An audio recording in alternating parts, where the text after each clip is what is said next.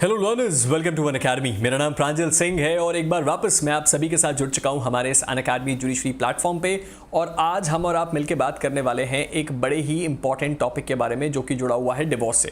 ये बात हम और आप दोनों बड़ी अच्छी तरह से जानते हैं कि हमारे देश में जो डिवोर्स का कानून है वो बहुत ही ज़्यादा विवादित है। आए दिन इससे जुड़ी हुई चर्चाएं चलती रहती हैं, आए दिन हम इससे जुड़े हुए कुछ लैंडमार्क केसेस देखते हैं और कई बार हम ऐसा देखते हैं और सुनते हैं कि ये जो डिवोर्स का मामला है ये बहुत ज़्यादा सीरियस हो गया। और उसके साथ ही साथ हमारे देश में बहुत सारे लोगों को इस मामले में कंफ्यूजन होता है कि जब एक्चुअल में एक हस्बैंड और वाइफ के बीच तलाक यानी कि डिवोर्स हो रहा है तो कौन किसको मेंटेनेंस देगा। और अगर वाइफ खुद वर्किंग है, किसी गवर्नमेंट जॉब में काम करती है, उसकी सैलरी 1 लाख रुपए से ज्यादा है, क्या तब भी उसको मेंटेनेंस मिलेगा? आज के इस केस में आपके ये सारे डाउट्स क्लियर हो जाएंगे क्योंकि आज का ये केस एग्जैक्टली इसी चीज को गवर्न करता है। तो चलिए शुरू करते हैं हमारे आज के इस वीडियो को और समझने की कोशिश करते हैं पूरा मामला। ये मामला बड़ा सिंपल सा है।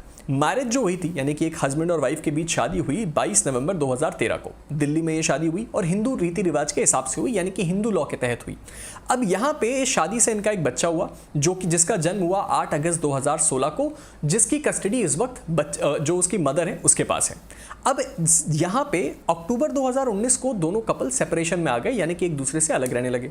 हस्बैंड ने डिवोर्स का केस फाइल किया सेक्शन नंबर 13(1) IA में और हिंदू मैरिज एक्ट के तहत ये डिवोर्स का केस फाइल किया गया और बोला गया कि क्रूएलिटी का ग्राउंड है यानी कि वाइफ उनके अगेंस्ट क्रूएलिटी करती है। अब इस सिचुएशन में वाइफ ने एक इंटरिम मेंटेनेंस की डिमांड करी यानी कि वाइफ ने बोला कि जब तक ये डिवोर्स का केस चल रहा है तब तक मुझे अपना भरण पोषण तो करना होगा, मुझे भी कुछ पैसों की जरूरत होगी और ये बेटी मेरे साथ रह रही है तो इस बेटी के स्कूल की फीस और जो भी इसका खर्चा है उस पैसों की मुझे जरूरत होगी और ये पैसे मुझे मेरे हस्बैंड को देना चाहिए। अब वाइफ की इस डिमांड के बाद ही दोनों जो आपके कपल हैं उनके बीच आर्गुमेंट शुरू हो गया। ये आर्गुमेंट कैसा था? वाइफ के काउंसिल ने ये आर्गुमेंट किया कि जो आपका चाइल्ड है, केवल बच्चे को अगर आपको कस्टडी देनी है तो वो बात सच है, लेकिन उसके साथ ही साथ आपको वाइफ को भी क्या देना पड़ेगा सर? वाइफ को भी मेंटेनेंस देना पड़ेगा। यानी कि वाइफ की तरफ से आर्गुमेंट यह आया कि ना सिर्फ उस बच्ची को बल्कि उसकी वाइफ को यानी कि खुद उस महिला को भी मेंटेनेंस मिलना चाहिए। और उसके साथ ही साथ ये भी वाइफ के जो वकील है उन्होंने बोला कि जो मेंटेनेंस का अमाउंट है वो इतना होना चाहिए जिससे कि सेम स्टैंडर्ड ऑफ लिविंग को मेंटेन किया जा सके। दूसरी तरफ हस्बैंड के जो काउंसिल थे उन्होंने ये बोला कि वाइफ जो है वो अपने आप में हाईली क्वालिफाइड है। उन्होंने बोला कि जो वाइफ है वो तो आपका हाईली क्वालिफाइड है और वाइफ एक गवर्नमेंट सर्विस करती है और उसके साथ ही साथ उनकी महीने की जो तनख्वाह है वो 1 लाख रुपए से ज्यादा की है। अब इस सिचुएशन में अगर वाइफ की तनख्वाह 1 लाख से ज्यादा है तो वाइफ को मेंटेनेंस की जरूरत नहीं है, बेटी के लिए मेंटेनेंस की बात अलग बात है। और इसीलिए मेंटेनेंस को किसी लग्जरी प्रोवाइड करने की तरह नहीं देना चाहिए कि जिसने भी मेंटेनेंस मांगा उसको दे दिया जाए। इस मसले पे यहाँ पे जो फैमिली कोर्ट थी उसने इस बात को अलाउ कर दिया। तो बेसिकली फैमिली कोर्ट ने ये बोला कि ठीक है, हम केवल और केवल 35,000 रुपए बोलते हैं कि हस्बैंड को 35,000 रुपए अपने किसको सर? अपनी बेटी के नाम पे हर महीने मेंटेनेंस देना होगा। लेकिन जब वाइफ इस मामले को लेके हाई कोर्ट गई तो पता है हाई कोर्ट ने क्या कहा? हाई कोर्ट ने section number 24 Hindu marriage act के बारे में बात करी। उसने बोला कि कभी भी इस बात को हमें ये देखना होगा कि कभी भी हमें ये चेक नहीं करना है कि वाइफ कमाती है या नहीं।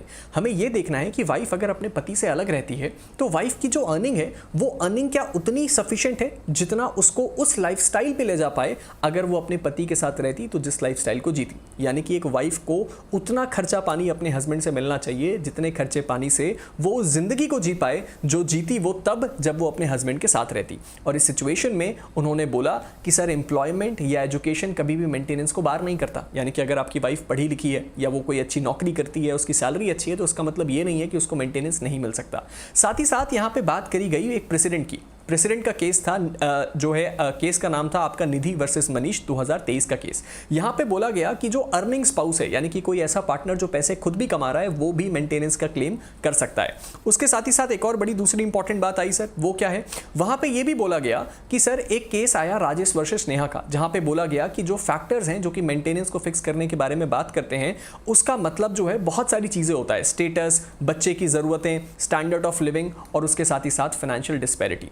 अब इसके बाद यहां पे बात करी गई डिस्पैरिटी ऑफ इनकम के बारे में और ये सुन के आपको भी शॉक लगेगा। अभी तक तो हमने हस्बैंड की साइड से सुना, हस्बैंड के वकील ने बोला कि वाइफ की तनख्वाह तो 1 लाख रुपए महीना है। लेकिन जब वाइफ के वकील ने कोर्ट को ये बताया कि जो हस्बैंड है, हस्बैंड की जो महीने की तनख्वाह है वो बहुत ज्यादा है क्योंकि हस्बैंड का एनुअल पैकेज ही 1 करोड़ से ज़्यादा का है, तकरीबन 1 करोड़ 35 लाख, और उसके साथ साथ उनके कुछ स्टॉक मार्केट में अलाउंसेज हैं, उनके कुछ इन्वेस्टमेंट्स हैं और ऐसी बहुत सारी चीज़ें हैं। क्यों? क्योंकि उनके हस्बैंड एक सीनियर कंप्यूटर साइंटिस्ट थे एडोबी नाम की एक कंपनी में, जो कि हम सब जानते हैं।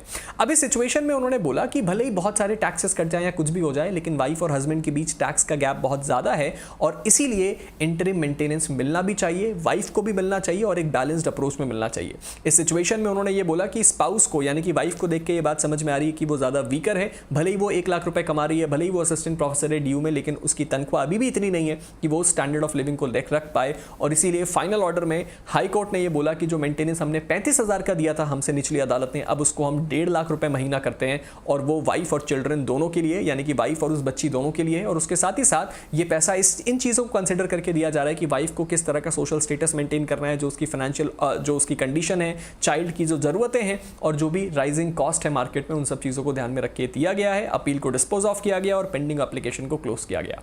ये एक बहुत ही इंपॉर्टेंट केस है जिसने एक इंपॉर्टेंट चीज़ के बारे में हमें सिखाया कि हमारे देश में ये इंटरिम मेंटेनेंस और मेंटेनेंस काम कैसे करता है। और आपको भी ये बात समझ लेनी चाहिए कि अगर कोई ऐसा पार्टनर है जो कि खुद पैसे कमाता है और उसकी सैलरी अच्छी है, स्टिल ये देखा जाएगा कि उसको वो लाइफस्टाइल मिल सकती है कि नहीं जो लाइफस्टाइल वो आइडियली जीता अगर वो डिवोर्स ना हुआ होता। और एग्जैक्टली यही प्रिंसिपल इस केस में भी अप्लाई किया गया। अब आपका इस पूरे मसले पे क्या मानना है आप नीचे कमेंट सेक्शन में जरूर बताइएगा। इससे पहले कि मैं इस वीडियो को एंड करूं, 2 इंपॉर्टेंट बातें। अगर अभी तक आपने मेरे टेलीग्राम चैनल प्रांजल सिंह अकेडमी को फॉलो नहीं किया तो उसको फॉलो कर लीजिए। मुझसे जुड़ी हुई सारी अपडेट, सारी जानकारियां आपको मेरे इसी टेलीग्राम ग्रुप पे मिलेंगी। और उसके साथ ही साथ अगर अभी तक आपने ऊना को एक्सपीरियंस नहीं किया तो उसको एक्सपीरियंस जरूर कीजिए, क्योंकि ऊना अनअकैडमी का सबसे नया फीचर है जो आप सभी लर्नर्स को जो किसी कॉम्पिटिटिव एग्जाम की तैयारी कर रहे हैं उनको बूस्ट करता है उनकी प्रिपरेशन में, चाहे आपकी डायरेक्ट डाउट सॉल्विंग हो या फिर आपको क्वेश्चन क्रिएट करने हो, एंड मोस्ट इंपॉर्टेंटली आपको अपनी क्लासेस को समराइज करना हो। आधे 1 घंटे 3 घंटे की क्लासेस को 15 मिनट की क्लास में कैसे समराइज किया जाए, ये सब आपके लिए ऊना करता है।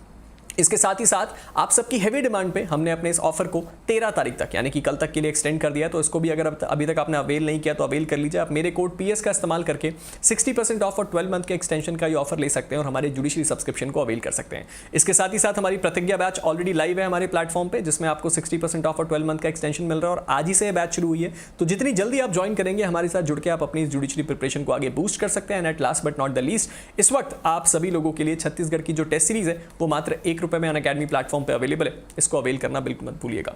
मिलते हैं आप सभी के साथ एक नए वीडियो में, तब तक के लिए stay motivated and keep learning. Thank you.